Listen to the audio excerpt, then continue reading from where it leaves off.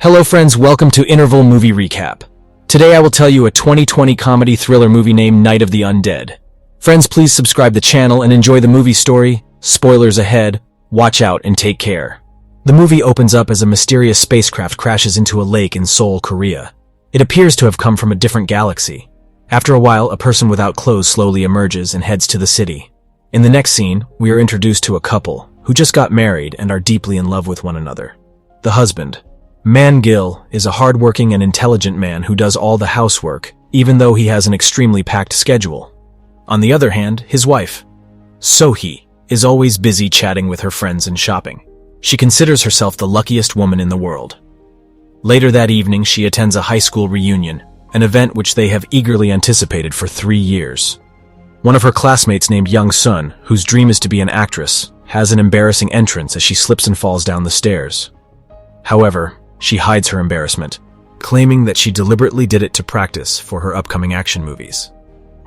As the conversation unfolds among the school friends, Young-sun asks So-hee about her marital life. Our protagonist girl responds in a positive way, describing her husband as an attractive, intelligent, and dedicated individual who owns a pharma company. A few moments later, the group starts talking about their old classmate, Sarah, who apparently spent time in jail after murdering her husband. Why did she do it? She allegedly caught him cheating on her with other women. After the reunion party, So-hee arrives home late and finds her husband fast asleep. As she approaches him, she notices a missed call on his phone from an unidentified person. On checking further, she discovers various messages, including one that mentions an upcoming meeting with Man Gil on Friday.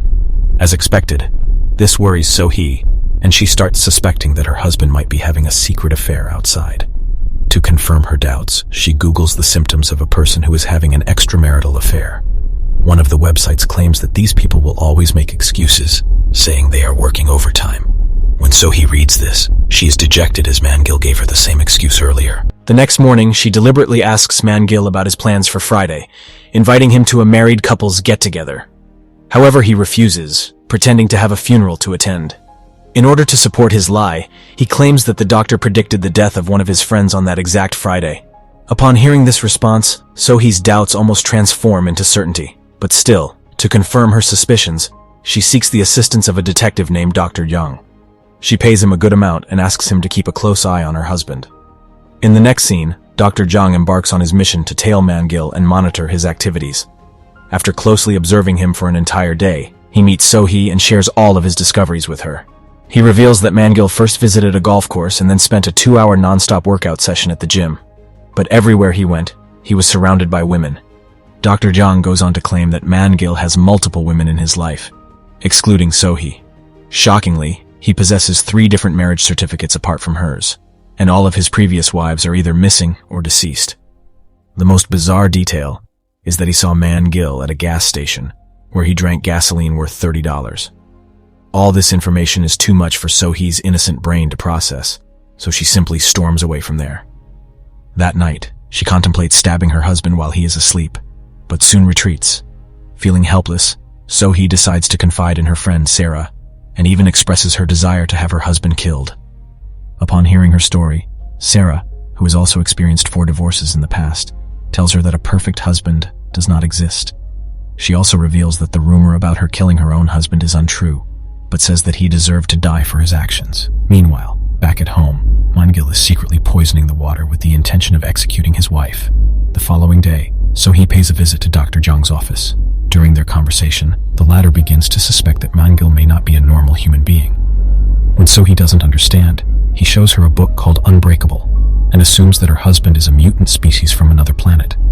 According to Dr. Jung, he has encountered similar cases in the past, but all of his clients from those cases have either vanished or met unfortunate ends. However, So-hee finds it difficult to accept that her husband is an alien. So, in order to persuade her, Dr. Jang takes her to a gas station, where she witnesses her husband gulping down liters of gasoline, leaving her utterly astonished. On the other hand, the Extraterrestrial Lifeform Quarantine Center, XCOM, arranges a secret meeting that is attended by space scientists, government officials, and detective officers. The primary objective of this gathering is to capture the aliens, who seem to be collecting human DNA and spreading viruses among the human population.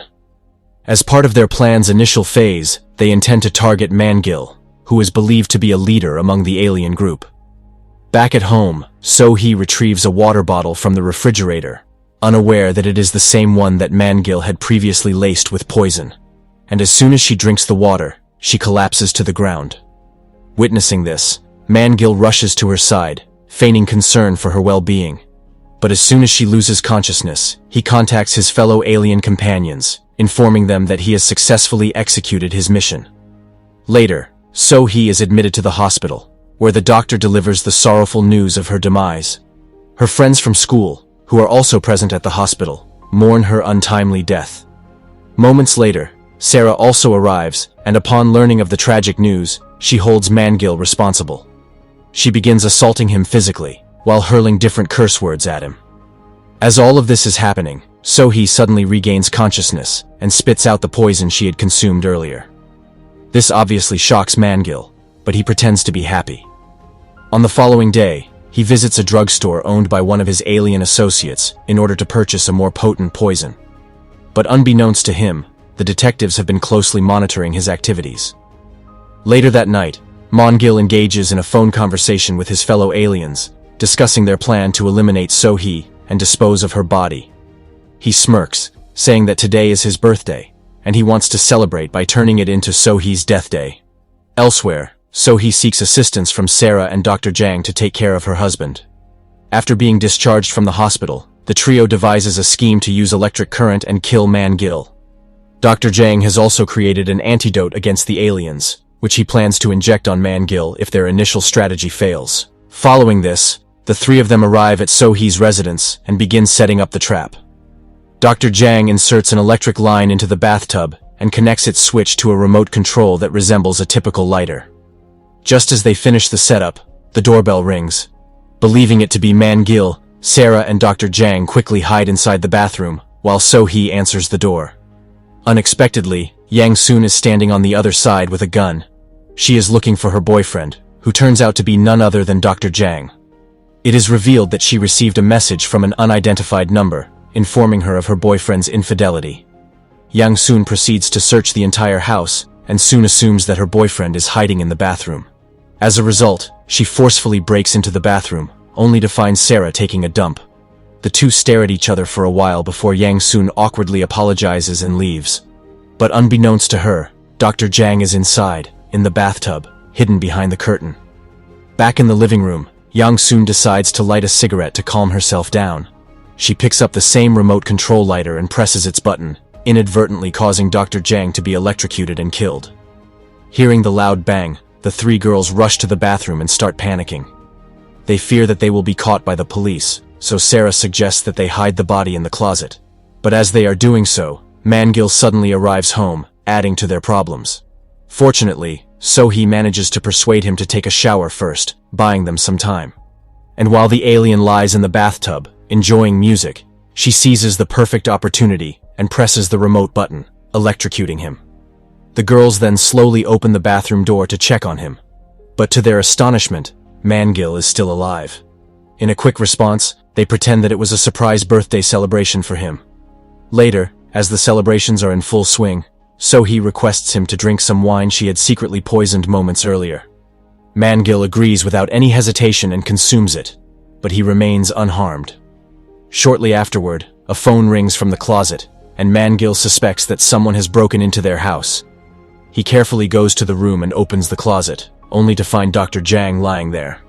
Surprisingly, the doctor opens his eyes, revealing that he is still alive. But Man-gil, who believes that he is an intruder, swiftly knocks him unconscious again.